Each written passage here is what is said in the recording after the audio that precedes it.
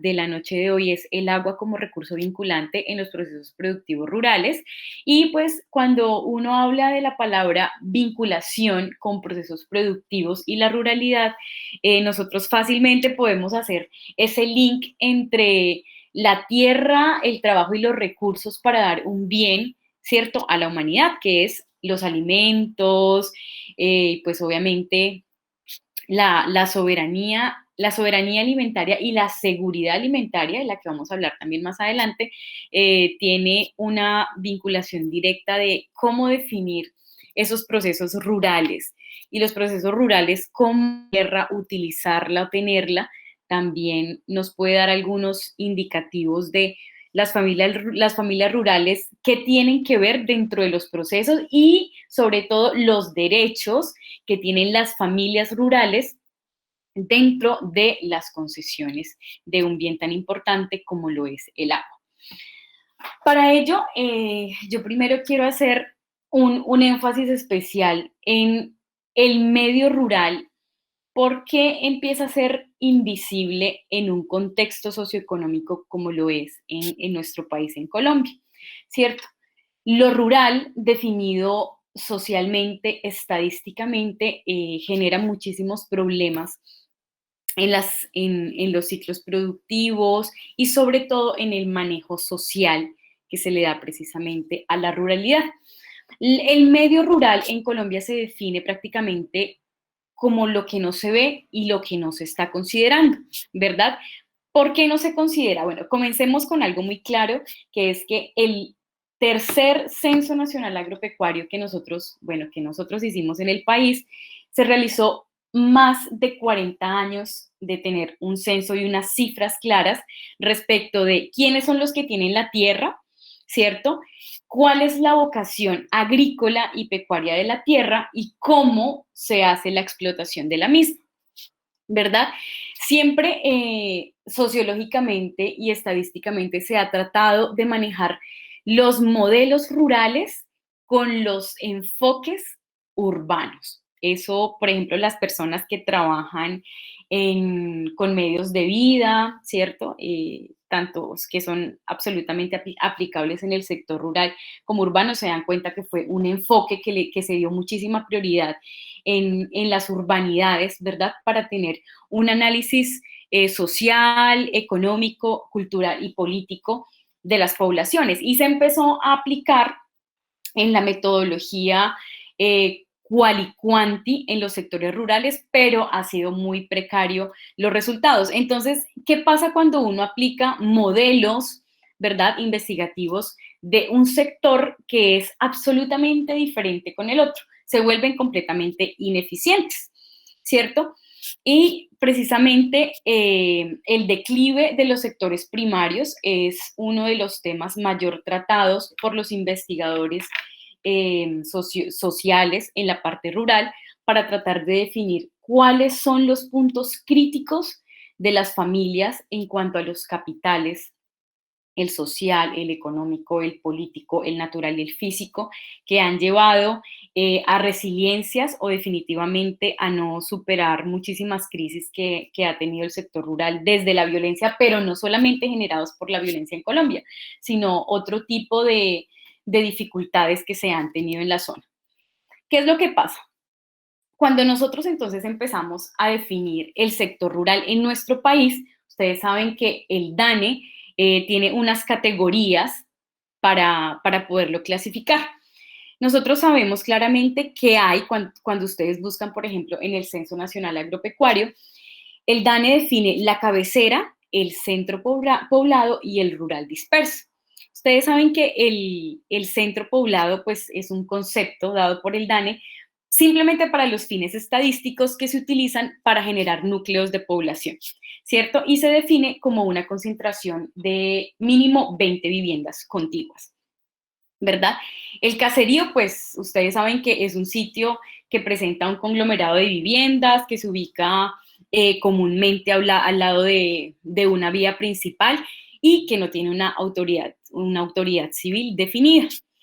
Y el rural disperso es aquel sector rural que definitivamente no está cerca absolutamente nada y son las personas que prácticamente están sufriendo hoy en día los peores rezagos de la administración de nuestro país, ¿verdad? Son las personas a las que la política pública no llega, ni hablando en el sentido productivo, ni de transferencia de tecnología, ni de asistencia, ni de crédito, y mucho menos en la administración y en la posible solución de los temas de, por ejemplo, de agua, vías, acueductos, etcétera. ¿Qué pasa? Con estas definiciones que hace el DANE y que nosotros aplicamos en el país, las zonas rurales se convierten en zonas de exclusión, ¿verdad? Lo que había dicho al principio son más invisibles, ¿cierto? Porque están absolutamente más dispersas. Es el resto. O sea, esto no es una categoría que se inventa el DANE simplemente por excluirlos, ¿cierto? Pero sí es una categoría estadística que se le da a la zona rural, que no están dentro de las cabeceras municipales y tampoco dentro de esos pequeños caseríos. ¿Listo? Por lo tanto, el tipo de desigualdad y los tipos de pobreza están muchas veces más ocultas. ¿Listo? Nosotros sabemos entonces que esa distinción de resto cabecera no permite captar la importancia total del territorio. Y el territorio, ustedes saben, visto desde el punto de vista holístico de cuáles son las necesidades que tienen las poblaciones, ¿verdad?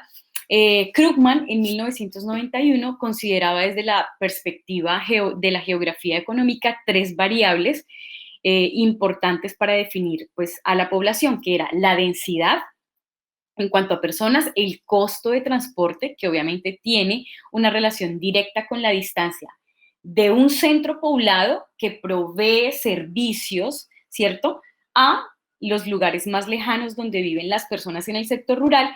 Y obviamente hay un tercero muy importante que es la diferencial del ingreso, ¿verdad? De acá sale también un aspecto muy importante de cómo se empieza a definir el índice de ruralidad.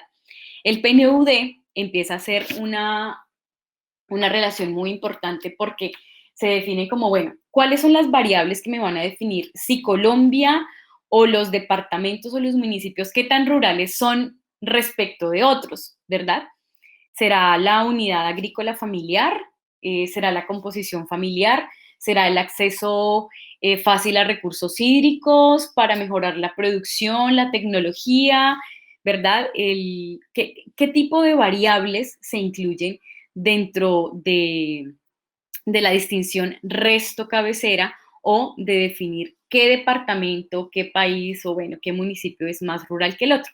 Entonces, ¿qué pasa? El índice de ruralidad fue desarrollado, como les decía, por el PNUD, ¿cierto? Para captar mucho mejor el contenido de lo rural y ponderar su dimensión dentro del actuar del país. ¿Qué mide el índice de ruralidad? Entonces, combina también la densidad demográfica, que es la distancia entre los centros poblados menores a los mayores, es más o menos una distancia euclídea, ¿cierto? No es una distancia real. Segundo, se adopta el municipio como una unidad de análisis, ¿cierto? No por el tamaño de las aglomeraciones, porque entonces también habría un sesgo respecto de la densidad poblacional. Y el tercero, que es muy importante para comenzar a definir el índice de ruralidad, es que la ruralidad se asume como un continuo, es decir, aquí se olvida completamente esa dicotomía que hay entre qué es rural y qué es urbano, ¿cierto? Bueno, es muy importante cuando nosotros hablamos, por ejemplo, de recursos naturales, de política pública, de cultura, de educación, de saneamiento básico, de salud para la población rural, hay que tener en cuenta que es una de las poblaciones más vulnerables que hay en el país y que por ello hay que tener en cuenta cuáles son las medidas de pobreza con las cuales se miden, ¿cierto? Ustedes saben que muchas veces dentro de la política pública la prioridad también en los COMPES se hace de acuerdo a la vulnerabilidad de la población. Entonces, ¿qué pasa? Nosotros en Colombia tenemos una medición de la pobreza mediante las medidas objetivas y las medidas subjetivas, como ustedes pueden ver en la diapositiva. ¿Qué pasa? Las medidas de pobreza, entonces, en las objetivas, nosotros podemos ver en la diapositiva, no sé si acá sí, puedo señalar, están las medidas monetarias y las medidas no monetarias. En las medidas monetarias están las medidas absolutas y las relativas. Las absolutas se miden con la línea de pobreza y la línea de indigencia. Y las no monetarias se hacen mediante el índice global de hambre, el de desarrollo humano, necesidades básicas insatisfechas e índice de condiciones de vida. ¿Cierto? Nosotros en Colombia, entonces, ¿qué hacemos? La monetaria, ¿cierto? La pobreza monetaria, que mide el porcentaje de la población con ingresos por debajo del mínimo de ingresos mensuales definidos como necesarios para cubrir las necesidades básicas de la familia. Y la segunda es la pobreza multidimensional, que es calculada con pues el índice de pobreza multidimensional, que mide los hogares con privaciones en 5 dimensiones. Esto es muy importante, ¿por qué? Y se supone que las carencias de las poblaciones se van a medir con estas necesidades básicas, que es, 1, acceso a la vivienda; 2, acceso a servicios sanitarios; 3, acceso a educación; 4, capacidad económica; y 5, el hacinamiento crítico en cada hogar. Porque es importante cuando nosotros hacemos referencia a las mediciones de pobreza y la satisfacción de necesidades básicas, valga la redundancia, insatisfechas, con estos indicadores. Yo nombré el acceso a los servicios sanitarios. Se supone que aquí las variables o los factores que se miden es la disponibilidad que hay de las familias al agua potable y el tipo de eliminación de excretas, ¿verdad? Se supone que se tiene que evaluar dentro del hogar la fuente de abastecimiento de agua en la vivienda, y dentro del tipo de eliminación de excretas, entonces está obviamente la disponibilidad del servicio sanitario, y también está ese sistema supuestamente tecnológico, ¿no?, por el cual hay eliminación de excretas en los hogares. Yo les estaba comentando que, por ejemplo, dentro de la capacidad del gobierno, del Estado, del Ministerio de Agricultura y Desarrollo Rural o del DANE para poder medir la pobreza dentro del sector rural es un poco difícil, ¿cierto? Yo les había nombrado que quizás la UAF pudo haber sido un sistema de medición, no de pobreza, pero sí de tener unas estadísticas claras de cuáles son las necesidades de acuerdo a la tierra para la familia, ¿verdad? Y cuál es el tope monetario por el cual la familia debiese producir para tener un excedente. Las unidades agrícolas familiares, entonces, brevemente aparecen con la ley 135 de 1961, y esta ley, pues también, o la UAF, es modificado, tiene gran importancia dentro de la ley 160 de 1994, porque ahí se vuelve un instrumento básico de distribución de tierras, ¿cierto? Acuérdense que también quién tiene la tierra y cómo tiene la tierra es muy importante para definir su capacidad económica, ¿cierto? La capacidad social también de vincularse a otros actores sociales de la zona. Obviamente la capacidad de adquirir conocimientos y de atraer, por ejemplo, instituciones para poder tener inclusive inversión dentro de las fincas o de los lugares. Entonces, esto es muy importante tenerlo en cuenta desde el punto de vista de cómo el Estado empieza a definir cuál es la capacidad del sector rural para poder ofrecer lo que es el tema de la productividad en nuestro país. Entonces, si nosotros estamos hablando que el sector rural es bastante importante para la producción de alimentos y soberanía alimentaria en Colombia, nosotros tenemos que tener claro que es las poblaciones más pobres que tenemos en el país. Les estaba hablando entonces de los índices de pobreza y cómo se miden. Entonces, el índice de pobreza también es un parámetro, como les decía, estadístico, que ha sido desarrollado por la ONU en 1997 para medir el nivel de vida en los países que, según esa organización, reflejan mejor el nivel de privación en comparación con el índice de desarrollo humano, ¿cierto? Mm. El informe de desarrollo humano define este indicador como un indicador compuesto que mide las privaciones en tres dimensiones básicas, ¿cierto?, del índice de desarrollo humano. Primero, una vida larga y saludable, conocimiento y un estándar decente de vida. Es muy importante medir la tasa de analfabetismo adulto y el promedio de la población sin acceso sostenible a una fuente de agua tratada y obviamente los niños de bajo peso para la edad. Ustedes también deben saber que el agua es uno de los principales transmisores de enfermedades y generan índices de morbilidad y mortalidad altísima en niños menores de 5 años. Nosotros también podemos, bueno, ustedes también pueden imaginar en sus casas que cuando uno hace referencia a el tema de salubridad, por lo tanto estamos hablando de mortalidad y morbilidad en la zona rural, ¿cuál es el otro servicio básico, servicio público del cual ellos deben tener el derecho a acceder, que es el servicio a la salud?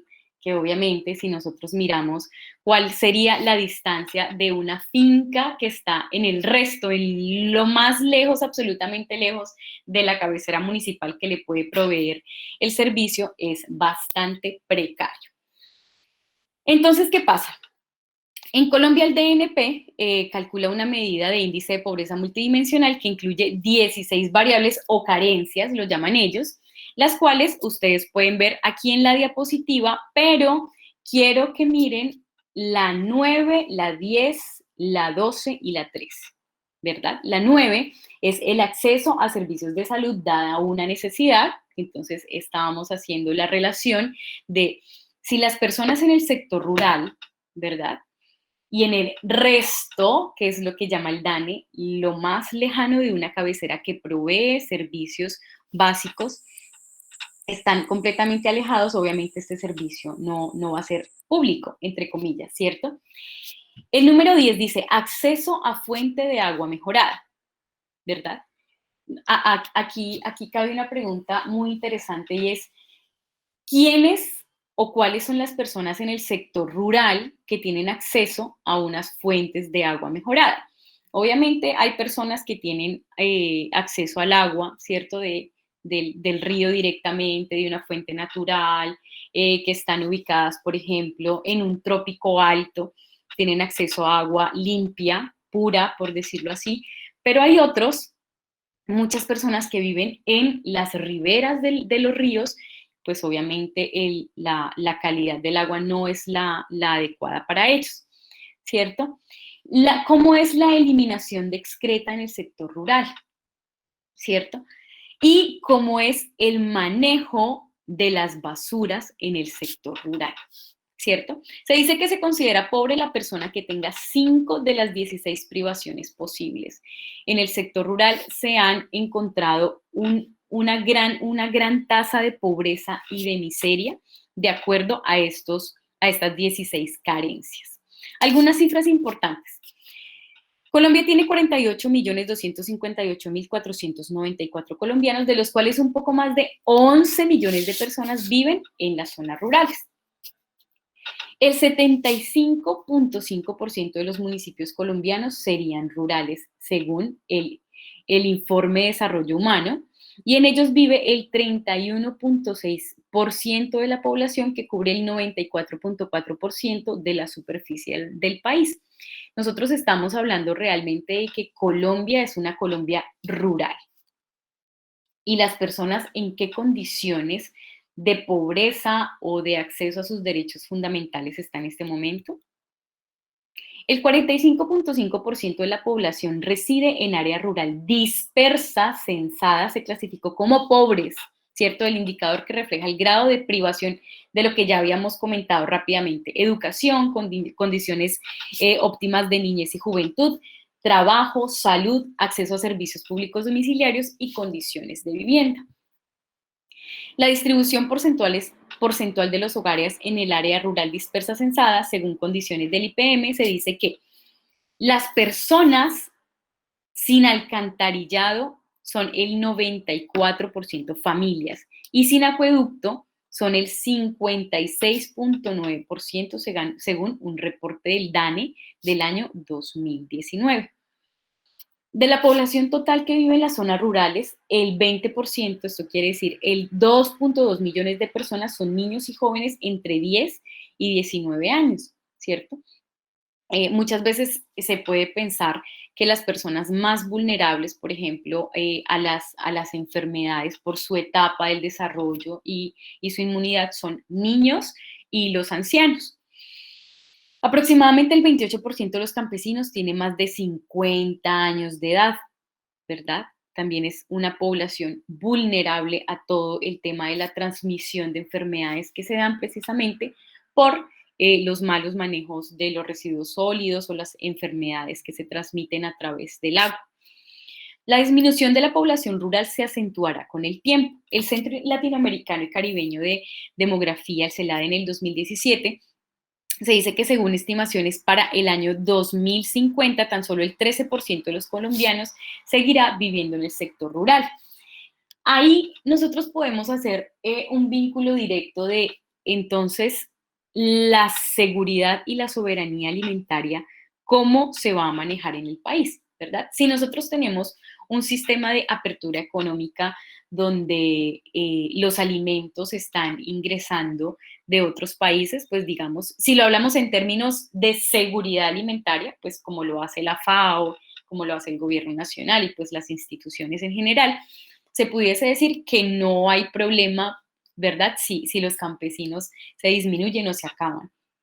Pero si nosotros vamos a hablar en términos de soberanía alimentaria, la soberanía alimentaria se define por la capacidad de un país que tiene para decidir lo que va a producir con mano de obra propia, ¿cierto? Entonces, esta cifra también que les muestro acá del Centro Latinoamericano del CELADE es bastante preocupante. Otra cifra importante. Algunos les genera un poco de ruido cuando se habla del área del uso agropecuario en Colombia, cuáles son las áreas de reserva forestal, por qué no debiese haber ganadería, pues como se describió al principio, yo soy médico veterinario zootecnista y pues en este momento al final les contaré un poco de cuál es el trabajo que estoy haciendo respecto de mi tesis doctoral, es con sustentabilidad y flujos energéticos, y en él nos hemos dado cuenta que en Colombia realmente el problema del cambio climático y los gases de efecto invernadero no es principalmente la ganadería. Obviamente, sí, la ganadería tiene muchísimas consecuencias en cuanto a la deforestación y el uso de extensiones grandísimas de tierra para pasturas y cómo se maneja la tierra, ¿cierto? Fertilizantes químicos, ¿cierto? La cantidad de lixiviados que generan todos estos productos en el ambiente. Pero hay que hacer una referencia muy importante de por qué la ganadería en el sector rural ha sido tan importante en el mantenimiento económico y social de las familias.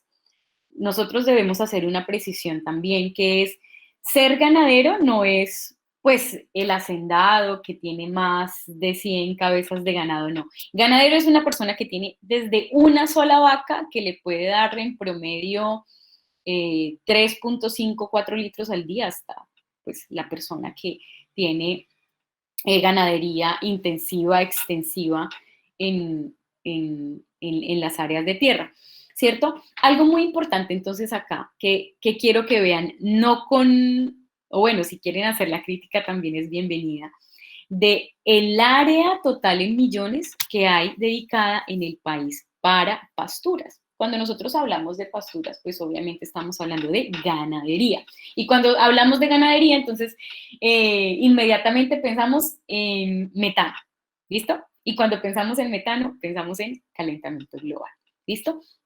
El área entonces de uso agropecuario en Colombia en total son 42.3 millones de hectáreas, de las cuales en pasto hay 33.8 y el área agrícola son 8.4 millones de hectáreas.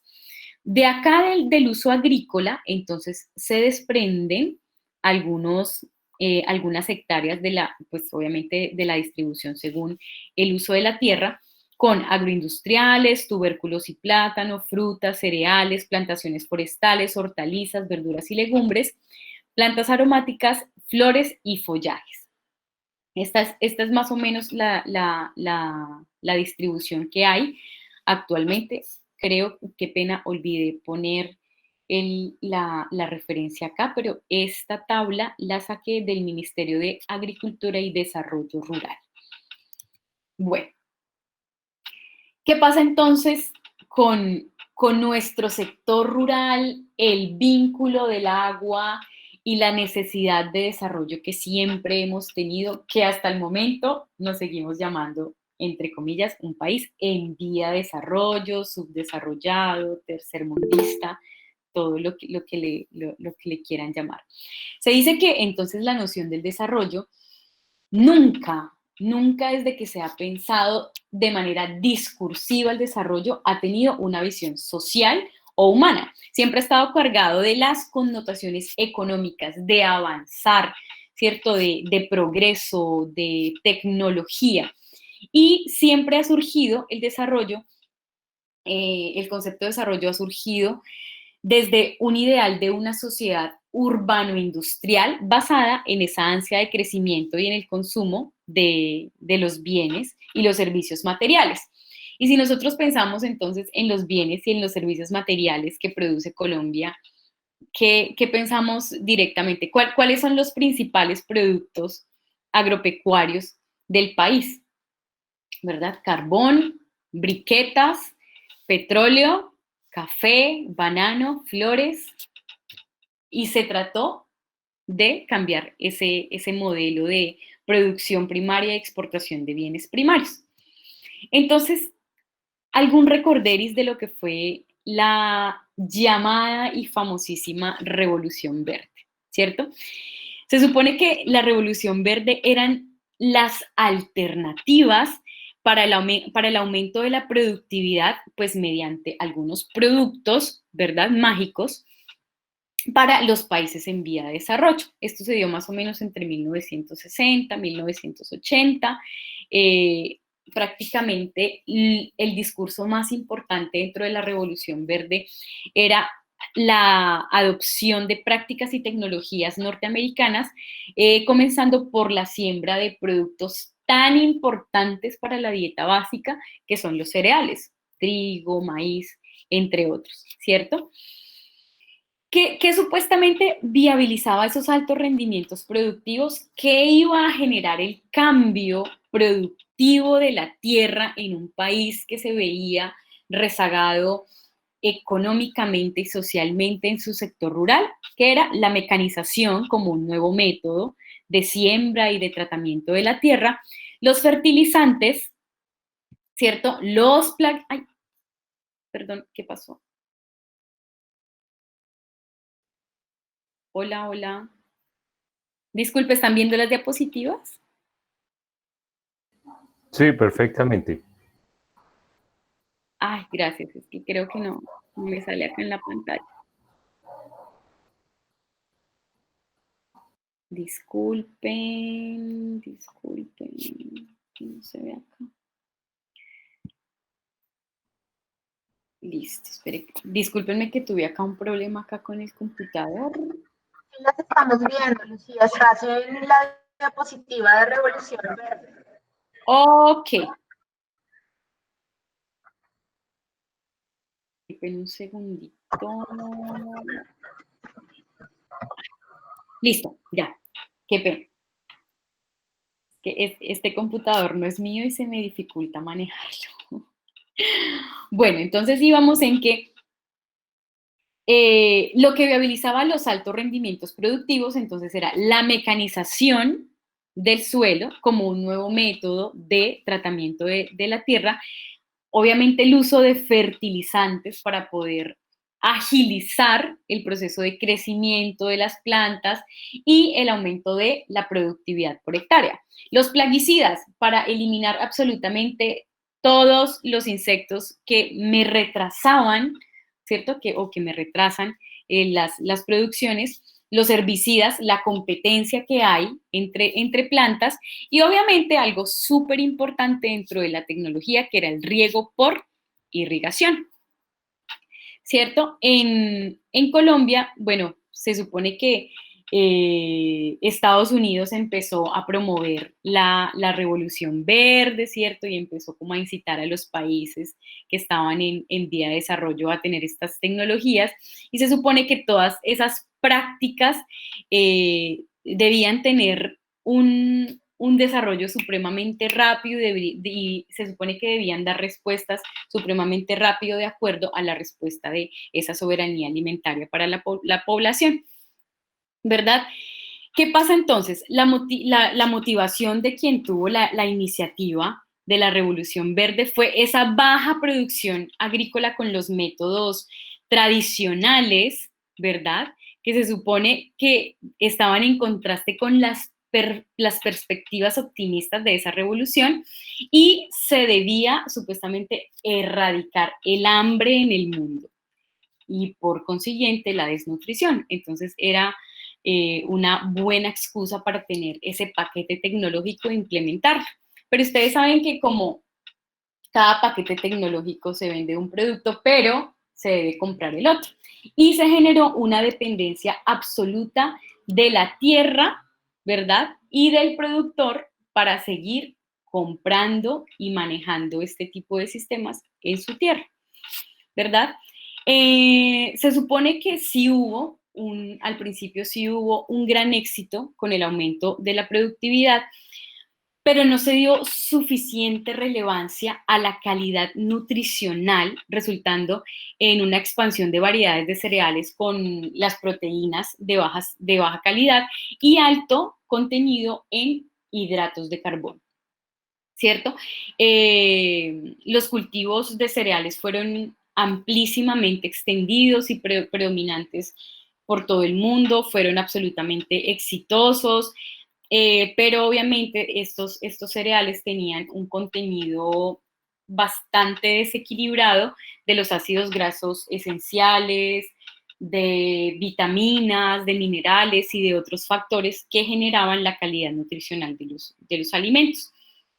Entonces, obviamente, a consecuencia de ello, se generaron movimientos que luchaban por la disminución del uso de los agroquímicos. Y obviamente ustedes saben también que, pues aquí como pueden ver estos datos en las diapositivas, la eficiencia de los sistemas de riego que se implementaban dentro de esa revolución verde, en general en Colombia, es muy baja, lo cual contribuye a la salinización de los suelos y a la erosión hídrica. La presencia de escorrentía agrícola en la que se incluyen los productos químicos de los fertilizantes y pesticidas también ahora están aumentando significativamente en los ecosistemas colombianos. Bueno,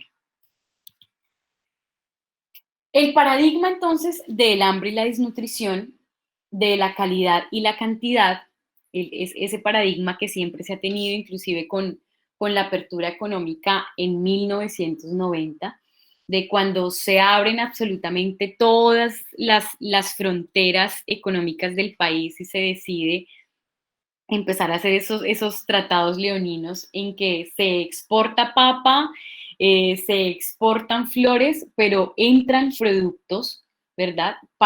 Esenciales para la canasta básica de Colombia.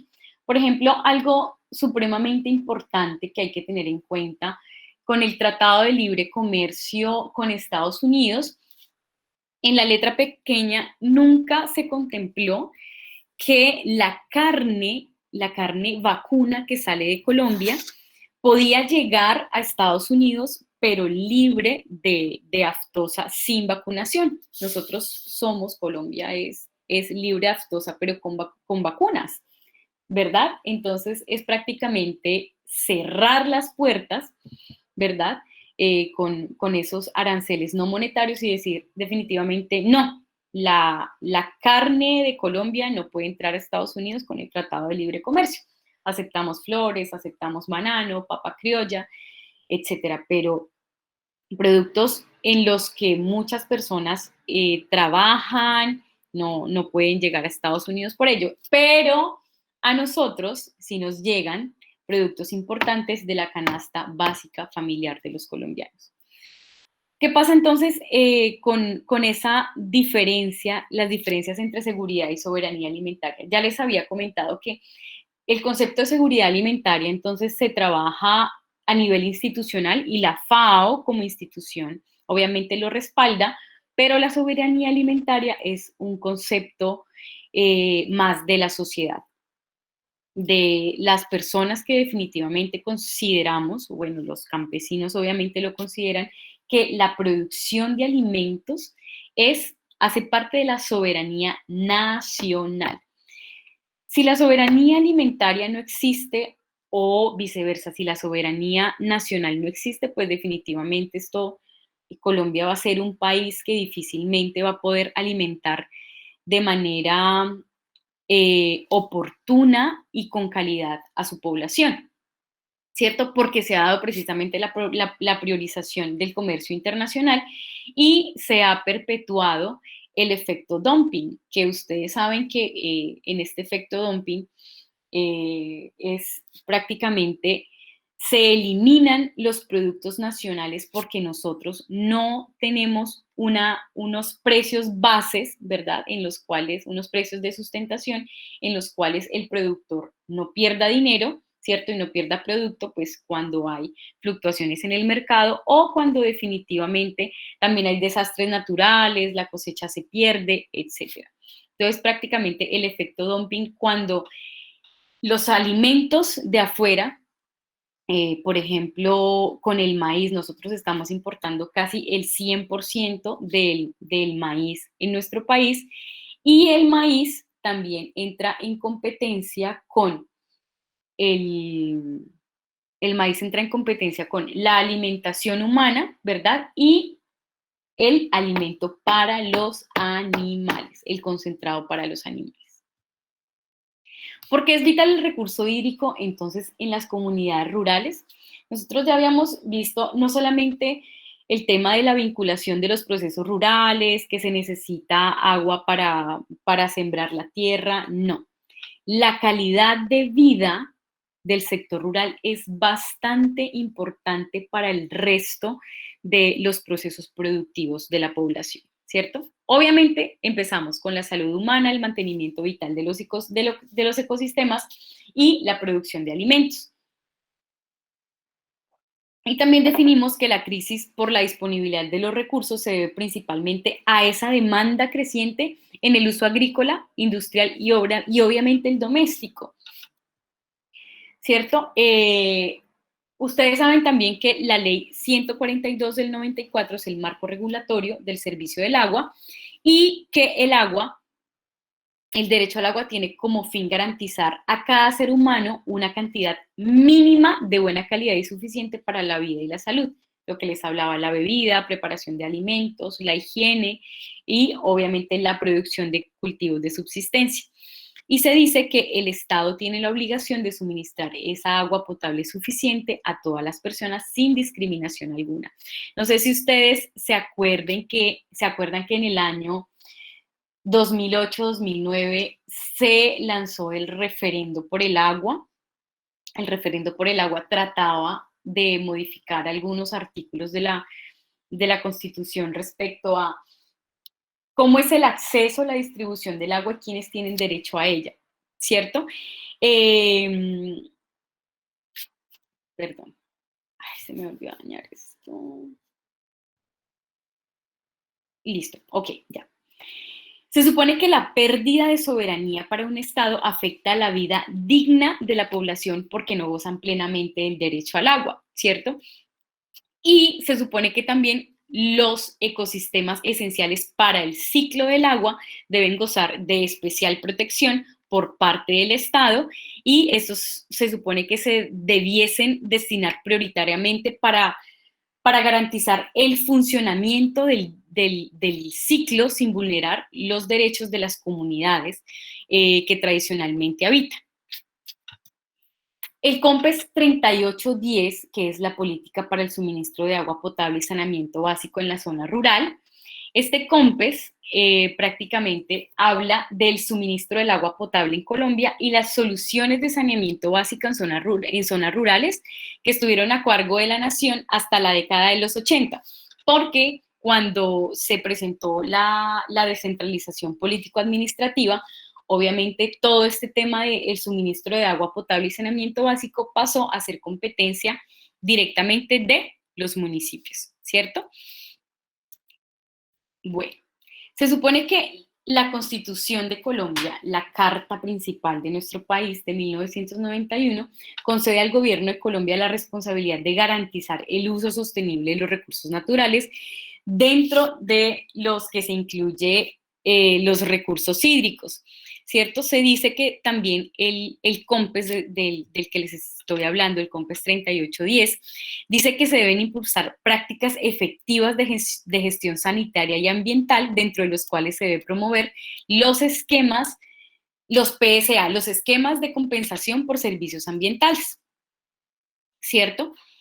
Dentro de los esquemas de compensación de servicios ambientales han habido muchísimos proyectos, los cuales, digamos que muchos, por ejemplo, yo hice parte de un proyecto en el Cañón del Conveima, en el cual se estaba evaluando un pago de servicios ambientales, el cual no fue válido porque prácticamente la tierra en la zona del Cañón del Conveima no le pertenece directamente a las familias. Se encontró que eran familias que simplemente administraban el predio, ¿cierto? Lo tenían por concesión, pero no eran propietarios directos para tener una buena administración de pagos por servicios ambientales. El proyecto definitivamente no era viable. Bueno, a nivel nacional existen aproximadamente 11.500 prestadoras o proveedores de servicios de agua y saneamiento, de los cuales 90.5 son comunitarios y el 27.4 están registrados en ese registro único de prestadores, y de estos 27.4%, el 47% prestan el servicio en zona rural. O sea, tomemos ese 27.4 como el 100% y de él solamente el 47% presta el servicio en zona rural. Nosotros acá tenemos que tener en cuenta cuál es el papel de los acueductos comunitarios, ¿verdad? Tanto en zona urbana como en zona rural. Según la Organización para la Alimentación y la Agricultura, FAO, el sector privado ha desarrollado y manejado el 62% de la superficie regable funcional de Colombia, y el sector público solamente ha desarrollado un 38%. Se supone que dentro de la regulación, la prestación de los servicios de acueducto alcantarillado en las áreas rurales se ve afectada por las características propias que implican condiciones técnicas que afectan la prestación del servicio, ¿cierto? ¿Qué es esto? Esto debe tener en cuenta que la continuidad del servicio en las zonas rurales, como les comentaba al principio, las rurales dispersas, son zonas no interconectadas, ¿cierto? O sea, que no están conectadas al sistema al sistema de internet, y esto obviamente generaría los altos costos de energía en las zonas y en los sistemas que no funcionan por la gravedad. Bueno, se supone entonces, Catalina, disculpa, ¿cuánto tiempo me queda? Tranquila, puedes terminar tu presentación y seguidamente damos un espacio para socializar si alguno de los asistentes tiene alguna pregunta. Ah, bueno, puedes señor. utilizar el tiempo que consideres necesario. Listo, vale, muchas gracias. Listo, no, ya creo que voy a terminar. Bueno, entonces, ¿qué pasa? Al existir tantos problemas en el sector rural, desde el punto de vista de la pobreza que hay en el sector rural, la baja capacidad o la poca capacidad que tienen muchas personas del manejo del recurso para la producción, ¿cierto? Se ha dicho que el capital social, yo creo que cuando nosotros estamos hablando de capital social, no sé si todos los que están conectados ahorita han trabajado los medios de vida en algún momento de sus investigaciones o lo han leído en, no sé, en algún artículo, de la importancia del capital social cuando las sociedades tienen o han sido vulneradas o tienen muchos problemas respecto de la baja presencia de las instituciones para ayudar a solucionar algunos problemas. En este sentido, el capital social, entonces, para no entrar a definir medios de vida, etcétera, el capital social es en relaciones sociales como la suma de los recursos actuales y potenciales correspondientes a un individuo o grupo en virtud de que estos poseen una red duradera de relaciones, conocimientos y reconocimientos, ¿cierto? Se supone que hay 8 precursores de capital social, que son la memoria social, la identidad, la religión, vecindad, amistad, parentesco, reciprocidad horizontal, vertical y satisfactores socioemocionales. Eso lo define Thurston en el 2011. Y se supone que, siendo el agua un bien económico y ecosocial, el capital social debiese ser el instrumento por el cual el agua se vuelva un recurso comunitario y un derecho fundamental para sí misma. Lo veíamos entonces con lo que yo les comentaba del año 2009, con impulsar el referendo por el agua, un mínimo vital gratuito para la población en general. No solamente estoy hablando de la rural, pero sí de la población de los colombianos en general. Desde el punto de vista estrictamente económico, la rentabilidad se expresa en rendimientos netos y productividad por hectárea, buscando la máxima eficiencia de estos en el consumo de agua. Si nosotros muchas veces hablamos de capital social y cómo el agua es un recurso indispensable para la producción de alimentos, y también lo enfocamos solamente desde el punto de vista económico, ¿no? Hay un ejemplo también de un trabajo que se hizo de capital social y procesos demográficos en la cuenca del río Conveima en el año 2017, y se supone que el objetivo de ese trabajo era describir esas características demográficas del componente humano y de las dinámicas que tenían las familias o cómo era el capital social de las familias en torno a lo que es educación, a lo que es eventos comunitarios, lo que era el manejo del recurso hídrico para la producción, y se supone que hubo un acercamiento relevante del análisis a la gestión comunitaria en los frutos de los proyectos en la cuenca hidrográfica del río Conveima. Aquí en este proyecto, en el año 2017, se evaluó la participación de las familias en esas redes sociales para mejorar ese capital social y cultural, encontrándose que la mayoría de la muestra analizada daba cuenta de una baja participación. Una alta proporción de la muestra, que era el 43%, presentaba un índice de 2 en una escala de 1 a 5. ¿Qué se quería evaluar en este capital social? ¿Cómo reconocía la población la institucionalidad en torno al manejo del recurso hídrico en el cañón del Conveima? Entonces, prácticamente los proyectos ecoambientales se manejaban de acuerdo al SENA, a la Universidad del Tolima, pero la población desconocía o no desconocía, porque es muy absolutista mi comentario, pero había un bajo reconocimiento de la participación de Cortolima, ¿verdad?, en la gestión del recurso hídrico en la zona. Todas las familias entrevistadas manifestaron participar de algún tipo de asociación, ¿cierto? De acuerdo a la evaluación del capital social, el 66% fueron las juntas de acción comunal, y una muy importante era las juntas de acueducto veredal, pero el porcentaje de participación a comparación de las juntas era un poco bajo, era solamente de el 16%. Esto también se había mencionado en un trabajo de un profesor de la Universidad del Tolima, Guido y compañía, en el año 2014. Se supone que la presencia de la institucionalidad en el Cañón del Conveima, pues nosotros tenemos muchísima participación institucional en el Cañón del Conveima, ¿cierto? Y el accionar más allá de la comunidad constituía un recurso para fortalecer ese capital social en la categoría de capital de unión. Es decir, aquí es muy importante desligar las instituciones como capital social y ver las instituciones como un linking social capital, según esa categoría manejada por Preti en el 2003. Es decir, no siempre se le debe atribuir al alto capital social la presencia institucional mediante proyectos, sino cómo la institucionalidad hace parte de el conjunto de actividades dentro de la población que hacen que ellas se autogestionen y participen ellas mismas en los proyectos. Estoy hablando de las comunidades.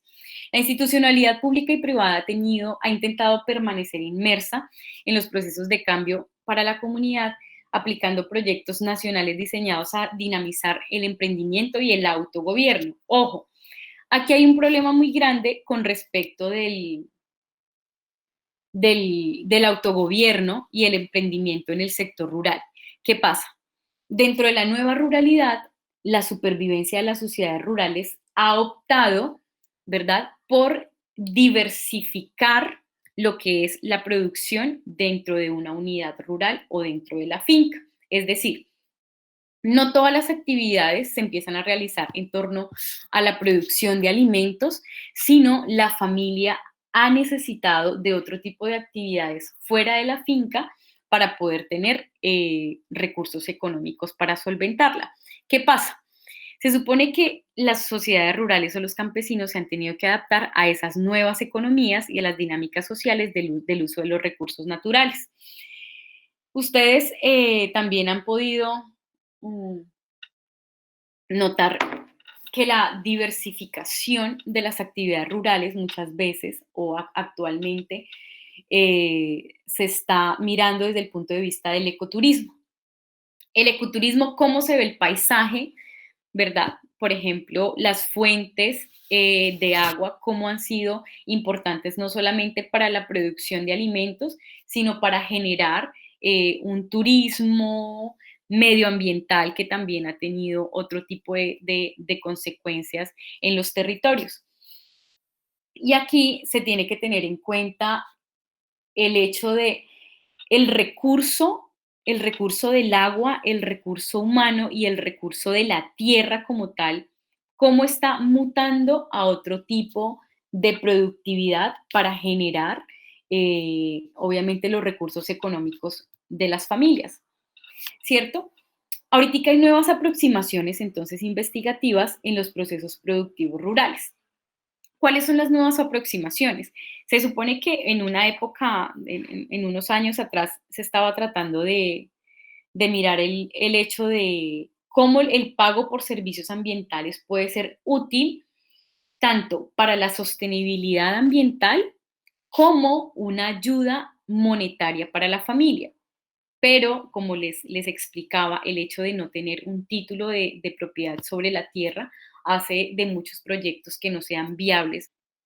¿Cómo entonces se debiese, se debiese no, no lo tomen como una sugerencia, sino cómo se está tratando de hacer una evaluación medioambiental, económica, de los recursos naturales en el sector rural? Existe, no sé si hayan escuchado hablar de los metabolismos rurales, el metabolismo rural, que analiza los flujos de materia y energía e información que tienen lugar durante la interacción entre la naturaleza, que son los procesos ecológicos, y las sociedades humanas, es decir, los procesos sociales ligados a lo que son los procesos productivos.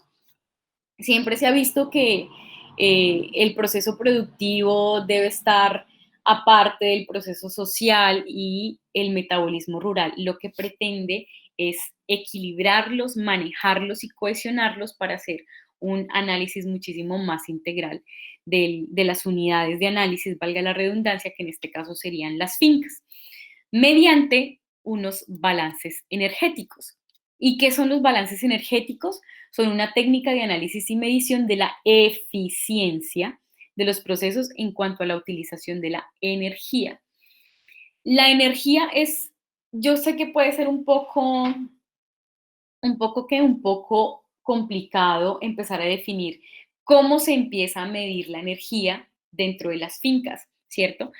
Pero les voy a dar un ejemplo al final de la presentación, creo que ya es la última diapositiva, de cómo se pueden hacer esas mediciones de los balances energéticos y poder tener núcleos de aproximación precisamente de esos capitales de los que estábamos hablando, tanto de el cano mediante la labor, ¿verdad?, de los campesinos, el capital natural, que son los recursos naturales con los que cuenta la finca, las áreas en bosque, el recurso hídrico, ¿verdad? Y también los capitales económicos, que son, por ejemplo, absolutamente todo lo que genere un valor monetario para la familia.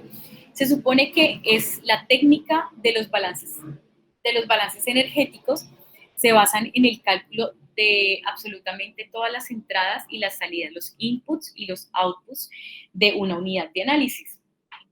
Y dentro de esta unidad de análisis, esto se maneja como no una caja negra desde el punto de vista estadístico, sino dentro de una caja blanca, como vemos a continuación en la diapositiva.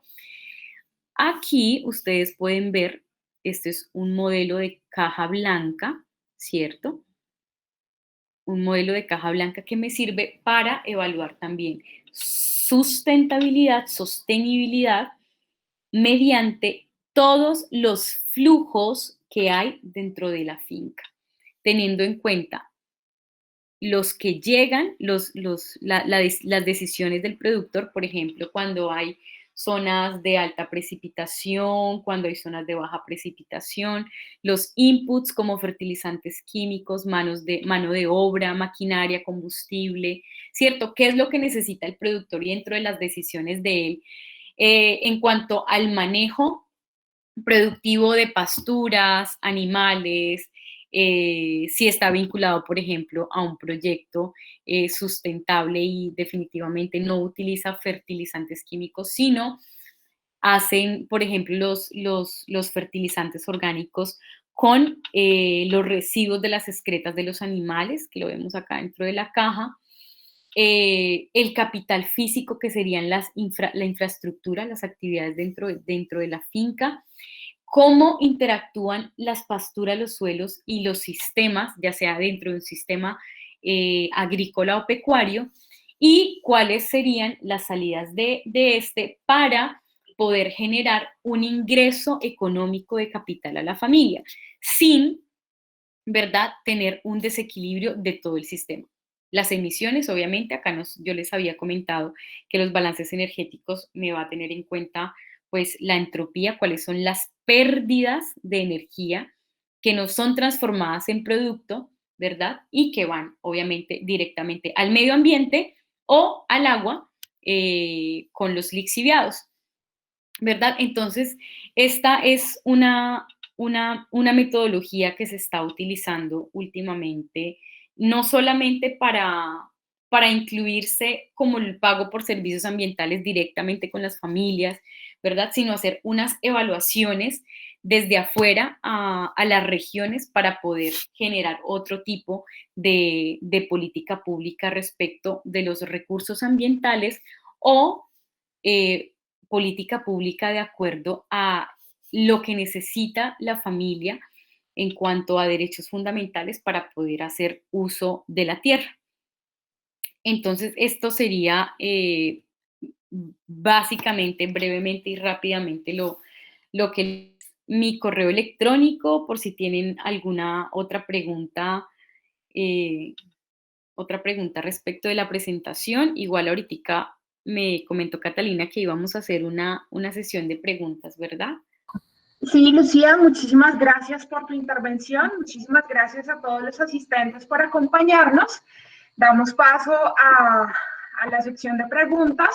Si alguien tiene alguna inquietud respecto a la intervención que ha hecho Lucía, podemos abrir nuestros micrófonos para conversar con ella.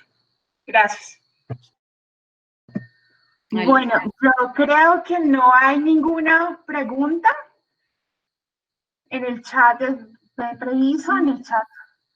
No hay ninguna pregunta, entonces me queda agradecerte, Lucía, por todos los conocimientos aprendidos. Gracias a todas las personas que nos acompañaron en la noche de hoy.